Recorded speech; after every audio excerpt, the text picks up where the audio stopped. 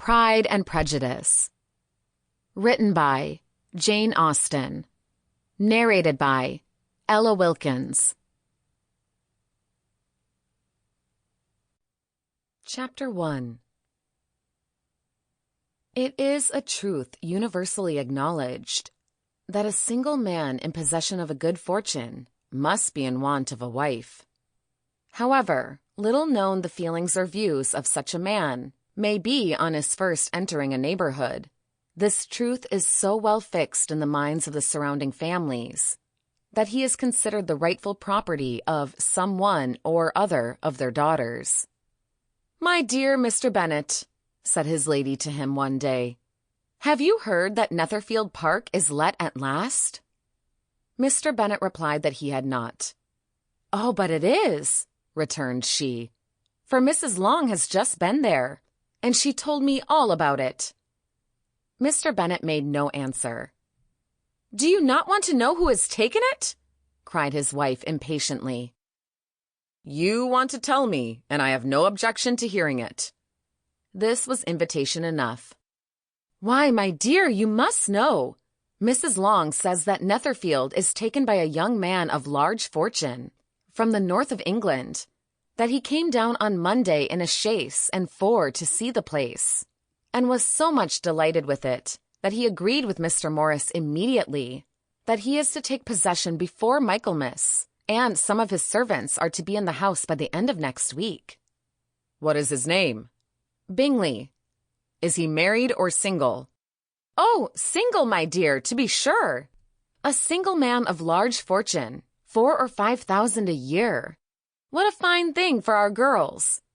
"How so? How can it affect them?" "My dear Mr. Bennet," replied his wife, "how can you be so tiresome? You must know that I am thinking of his marrying one of them." "Is that his design in settling here?" "Design? Nonsense! How can you talk so? But it is very likely that he may fall in love with one of them, and therefore you must visit him as soon as he comes." "I see no occasion for that. You and the girls may go, or you may send them by themselves, which perhaps will still be better. For as you are as handsome as any of them, Mr. Bingley may like you the best of the party." "My dear, you flatter me. I certainly have had my share of beauty, but I do not pretend to be anything extraordinary now. When a woman has 5 grown-up daughters, she ought to give over thinking of her own beauty."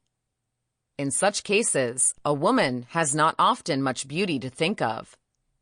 "But, my dear, you must indeed go and see Mr. Bingley when he comes into the neighborhood." "It is more than I engage for, I assure you." "But consider your daughters.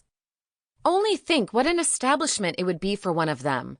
Sir William and Lady Lucas are determined to go, merely on that account, for in general, you know, they visit no newcomers.